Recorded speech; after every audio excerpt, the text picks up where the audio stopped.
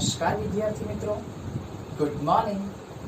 સૂક્ષ્મજીવ આપણા મિત્રો તેની ચર્ચા થઈ ગઈ। હાલમાં કોની ચર્ચા ચાલે છે? સૂક્ષ્મજીવ આપણા શત્રુ કેમ, આપણા દુશ્મન કેમ। કેમ દુશ્મન? તો કે અંતના વિડિયો લેક્ચરની અંદર જોઈ ગયા કે સૂક્ષ્મજીવ દ્વારા આપણા મનુષ્યને અને બીજા પ્રાણીઓને શું થાય છે? રોગ થાય છે, જે આપણા માટે નુકસાનકારક છે। એટલા માટે આપણા શું કહેવાય? દુશ્મન કહેવાય। આજના વિડિયો લેક્ચરની અંદર શાની ચર્ચા કરવાના? ગયા વિડિયો લેક્ચરના અંતમાં મેં તમને લોકોને એક સાદી હિન્ટ આપેલી હતી કે વનસ્પતિમાં પણ બરાબર શું થાય છે, પ્રાણીઓમાં પણ શું થાય છે, સૂક્ષ્મજીવ દ્વારા રોગ થાય છે।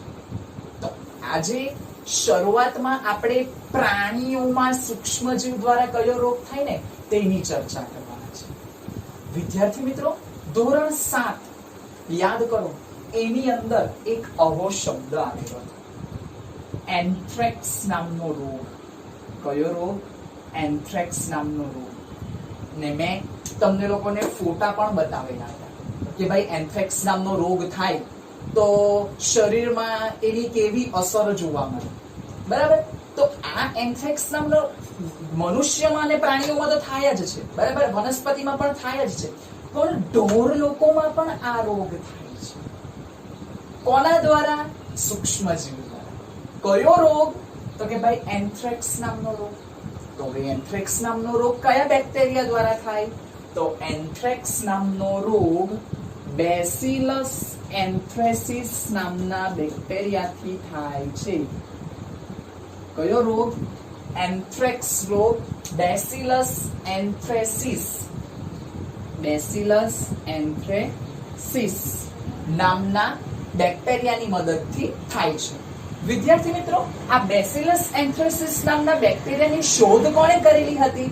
તો બેસિલસ એન્થ્રેસિસ નામના બેક્ટેરિયાની શોધ પાઠ્યપુસ્તકની અંદર આપવામાં આવેલું છે કે ભાઈ રોબર્ટ કોશ નામના વૈજ્ઞાનિકે કરી હતી। કોણે કરી હતી? રોબર્ટ કોશ। તે પણ કયા સમયગાળામાં? 1876, 1876 ની અંદર બેસિલસ એન્થ્રેસિસ નામના બેક્ટેરિયાની શોધ રોબર્ટ કોશ નામના વૈજ્ઞાનિકે કરી હતી। આ એન્થ્રેક્સ નામનો રોગ કયા બેક્ટેરિયાથી થયો? બેસિલસ એન્થ્રેસિસ। બેસિલસ એન્થ્રેસિસ ની શોધ કોણે કરી? Robert Koch in 1876। પરીક્ષામાં પૂછે। ઢોરની અંદર થતો બીજો રોગ, બરાબર? એના નામ પણ આપણને પાઠ્યપુસ્તકની અંદર આપવામાં આવેલા છે કે ફૂટ અને માઉથ ડિસીઝ। ડિસીઝ એટલે એનો અંગ્રેજી શબ્દ છે, ગુજરાતી મતલબ એનો શું થાય? રોગ। તો આ ફૂટ અને માઉથ ડિસીઝ નામનો જે રોગ છે, બરાબર, તે પણ બેક્ટેરિયાથી થાય છે, બરાબર? એ પણ આપણને પાઠ્યપુસ્તકની અંદર આપવામાં આવેલું છે કે ફૂટ અને માઉથ ડિસીઝ નામનો રોગ બેક્ટેરિયાથી નહીં, વાયરસથી થાય છે, બરાબર? આ રોબર્ટ કોશે જે કીધું, બરાબર, બેસિલસ એન્થ્રેસિસ, બરાબર, તેનાથી એન્થ્રેક્સ રોગ થાય છે અને બીજા અલગ પ્રકારના વાયરસ જેનાથી ફૂટ અને માઉથ નામના રોગ થાય છે। એટલે ઇન શોર્ટલી વિદ્યાર્થી મિત્રો, હું તમને શું કહેવા માંગુ છું કે ઢોરમાં પણ સૂક્ષ્મજીવ દ્વારા રોગ થાય છે।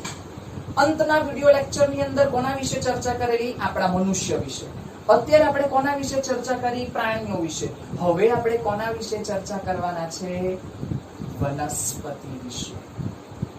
ઘઉં, ડાંગર, બટાકા, સંતરા, મકાઈ, લીંબુ, ભીંડા, આવું બધું નામ સાંભળ્યા છે અને બધાએ ખાધેલું પણ છે।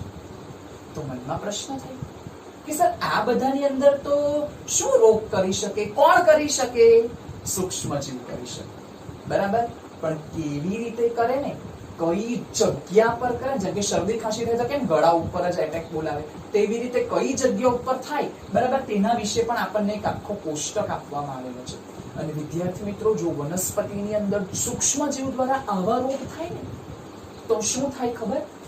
પાકનું જે ઉત્પાદન થવું જોઈએ ને, તે પાકનું ઉત્પાદન થાય નહીં। એટલે એના માટે શું? રસાયણનો છંટકાવ કરવામાં આવે કે ભાઈ રસાયણનો છંટકાવ કરીએ તો શું થશે? જે રોગ લાગેલો છે તે કેવો થઈ જાય? અટકી જાય। પરિણામે ઉત્પાદનમાં શું થાય? વધારો થાય। આવું આપણને પાઠ્યપુસ્તકની અંદર આપવામાં આવેલું છે। કોષ્ટક જોઈએ, પાઠ્યપુસ્તકની અંદર આપેલું છે ને તેના કરતા પણ હું તમને એક્સ્ટ્રા વસ્તુ કીધું. પહેલું શું આપેલું છે? સાઇટ્રસ કેન્કર. બરાબર, કોના દ્વારા થાય છે? સાઇટ્રસ કેન્કર કોના દ્વારા થાય છે? બેક્ટેરિયા દ્વારા થાય છે. ફેલાવવાની રીત હવા. આકૃતિ બાજુમાં આપવામાં આવેલી છે. એક લીંબુ જેવું દેખાય છે. શાળામાં આવશો ત્યારે એ લીંબુ એવું મેં લાવીને તમને બતાવીશ. બરાબર, એવું લીંબુ હોય ને એટલે આપણને શું લાગે આ લીંબુમાં શું થયેલું છે, પણ હવે આપણને ખબર પડી કે લીંબુમાં રોગ ફેલાયેલો છે. કયો રોગ? સાઇટ્રસ કેન્કર. કોના દ્વારા ફેલાયો? કયું સૂક્ષ્મજીવ? બેક્ટેરિયા. કેમ કે સૂક્ષ્મજીવના બી 4 ભાગ પડતા છે. પાઠ્યપુસ્તકની અંદર કયા બેક્ટેરિયા છે ને તેનું નામ નથી લખ્યું. હું અહીંયા લખેલું છે ઝેન્થોમોનાસ સિટ્રી. ઝેન્થોમોનાસ સિટ્રી નામના બેક્ટેરિયાની મદદથી સાઇટ્રસ કેન્કર નામનો રોગ થાય છે. This is for your extra knowledge. કે મારા બાળકોને મારે એક્સ્ટ્રા નોલેજ પણ આપવું પડે, પાઠ્યપુસ્તકની અંદર નથી આવશે. બીજું, ઘઉંનો રસ્ટ. બધાને ખબર જ છે ઘઉંની અંદર કોના દ્વારા ફેલાય? ફૂગ દ્વારા ફેલાય. શું નામ છે? પુકિન્યુઆ ટ્રિટ્રિસિના. બરાબર, અજીબ પ્રકારનું નામ લાગે છે. જો આપણે સ્કૂલમાં મળતા હતા ને વિદ્યાર્થી મિત્રો, તો હું તમને છે ને બધા રોગના નામ, બરાબર, કયા બેક્ટેરિયાથી ને બેક્ટેરિયાના નામ પણ હું તમને પાઠ્યપુસ્તકની અંદર લખાવતો. પણ હું પીડીએફ ફાઇલમાં મોકલું છું એટલે તમારે પીડીએફ ફાઇલની અંદરથી એના નામ શું કરવાના? બેક્ટેરિયાના પાઠ્યપુસ્તકની અંદર લખી કાઢવાના. બરાબર, કોનામાં? ઘઉંમાં. ચોથું શું છે? ભીંડાનો પિત્ત. બરાબર, એનું નામ એક સ્પેશિયલ નામ પણ લખ્યું છે, બોકરા. વાયરસ. શું નામ વાયરસનું? યેલોવિંગ મોસેક વાયરસ. ત્રણે ત્રણ વાયરસ, એકમાં બેક્ટેરિયા દ્વારા થાય, એકમાં ફૂગ દ્વારા થાય ને એકમાં વાયરસ દ્વારા થાય. ત્રણે ત્રણના નામ મેં તમને લોકોને લખેલા છે પીડીએફ ફાઇલમાં, તો હું મોકલીશ જ તમને લોકોને. બરાબર, એટલે શું તમારું નોલેજ વધે વિદ્યાર્થી મિત્રો. હવે પરીક્ષામાં પૂછાશે શું? સમસમયના પાને પેજ નંબર 25 અને પેજ નંબર 24. સમસમયના પાને 2 કોષ્ટક આપેલા છે. બરાબર, પરીક્ષામાં શું પૂછીશ ખબર ને? વનસ્પતિની અંદર બેક્ટેરિયા દ્વારા કયો રોગ થાય છે? સાઇટ્રસ કેન્કર. વનસ્પતિની અંદર ફૂગ દ્વારા કયો રોગ થાય છે? ઘઉંનો રસ્ટ. વનસ્પતિની અંદર વાયરસ દ્વારા કયો રોગ થાય છે? ભીંડાનો પિત્ત. એક્ઝેક્ટલી એ જ રીતે આપણે જે છેલ્લો કોષ્ટક જોયો ને તેની અંદર પણ એવું જ આવશે. આ કોષ્ટક, આ કોષ્ટકની અંદર ધારો કે મેં એવું પૂછ્યું કે ભાઈ વાયરસ ની મદદથી મનુષ્યની અંદર કયો રોગ થાય? તો બહુ બધા, ઓરી, અછબડા, પોલિયો, હિપેટાઇટિસ એ. સપોઝ કે એવું પૂછ્યું કે બેક્ટેરિયાની મદદથી મનુષ્યની અંદર કયો રોગ થાય છે?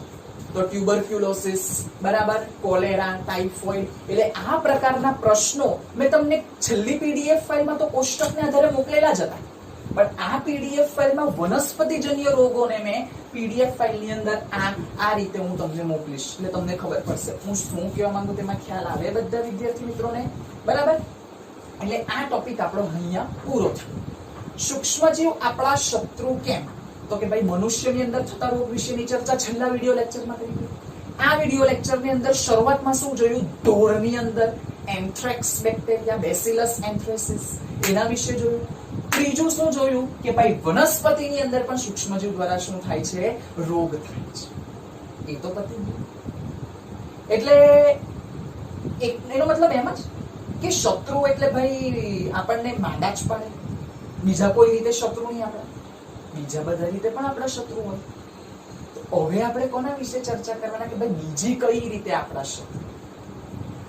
અવર હીરોઝ એન્ડ હિરોઈન, બુઝો એન્ડ પહેલ. બરાબર, તમને પણ બર્થડે પાર્ટીમાં કોઈ ઇન્વાઇટ કરે, બરાબર, બર્થડેમાં આપણે ગયા, સરસ મજાનું તો આપણા માટે ડિનર હોય, જો રાતના ગયા હોય તો, બપોરે ગયા હોય તો લંચ, બરાબર, પાઉંભાજી હોય, મંચુરિયન હોય, એટલે આપણા મોઢામાં તો પાણી આવવા માંડે. એટલે આપણે ફટાફટ શું કરીએ? એને ખાવા માંડીએ. જ્યાં સુધી પેટ નાની પડે ને મન નાની પડે ત્યાં સુધી આપણે ખાયા કરીએ. એક્ઝેક્ટલી એ જ રીતે બુઝો પણ એના જે ફ્રેન્ડ હતો ને તેની બર્થડે પાર્ટીમાં ગયો ને, બરાબર, તો એને ખૂબ ભોજન, પેટ તપીને ભોજન કર્યું. તો પછી થયું શું? જેવો બુઝો ઘરે આવ્યો ને એટલે એને પેટમાં દુખ્યું અને વોમિટિંગ ચાલુ થઈ ગઈ. એટલે તો ડોક્ટર પાસે ગયો. તો ડોક્ટરે એક શબ્દ પ્રયોગ કર્યો. કે એણે જે ખોરાક ખાધો ને તે ખોરાક વિષકારક ખોરાક હતો. વિષ, ઝેર. વિષનો મતલબ શું થાય? ઝેર. બરાબર. એટલે ટોપિક નું નામ શું લખેલું છે? ખોરાક વિષાકતન. ખોરાક વિષાકતન. કે સૂક્ષ્મજીવ આપણા દુશ્મન તો છે જ રોગ કરીને, પણ સૂક્ષ્મજીવ દુશ્મન બીજા કઈ રીતે છે કે ભાઈ ખોરાકને વિષાકતન કરીને, ખોરાકને ઝેરી કરીને શું છે એ આપણા દુશ્મન સાબિત થાય છે. અને એવો ખોરાક જો આપણે ઉપયોગમાં લઈએ તો આપણે બીમાર પડી શકીએ. બીમાર તો પડી જ શકીએ, પણ સાથે સાથે જો બહુ જ ગંભીર રીતે જો ખોરાક વિષાકતન થયેલો હોય ને તો આપણે વિદ્યાર્થી મિત્રો અમુક મોટી ઉંમરના હોય ને તો તે મૃત્યુ પણ પામી જાય. તો મગજમાં પ્રશ્ન થાય કે સર એવું તો તે શું થાય કે ખોરાક વિષાકતન થઈ ગયો? તો આપણને બધાને ખબર છે કે ભાઈ ખાવાનું બનાવીએ તો પાણી તો જોઈએ છે. તો હવે એ પાણી ધારો કે દૂષિત હોય તો, સૂક્ષ્મ જીવો એ પાણીને દૂષિત કરેલું હોય તો, અને એ પાણી ખોરાકની અંદર ગયું તો શું થવાનું? ખોરાક વિષાકતન થઈ જવાનું. બરાબર. એટલે આ ટોપિક આપણને ક્યાં આપવામાં આવેલો છે? પાઠ્યપુસ્તકની અંદર આપવામાં આવેલો છે. બરાબર. એટલે આપણે શું કરવાનું? ખોરાકને દૂષિત કરતા અટકાવવાનું. એટલે આજના વિડિયો લેક્ચરમાં દરેક વિદ્યાર્થી મિત્રોને ખબર પડી ગઈ. 3 વસ્તુ વિશે શીખ્યા: એન્થ્રેક્સ, ઢોરની અંદર થતો રોગ, વનસ્પતિની અંદર થતો રોગ, અને ખોરાક વિષાકતન. બરાબર. ધ્યાનથી વિડિયો લેક્ચર જોજો, બીજી વખત જોજો, પીડીએફ ફાઇલ મોકલીશ તેને પણ વાંચજો. બરાબર. લાસ્ટમાં દરેક વિદ્યાર્થી મિત્રોને stay home and stay safe.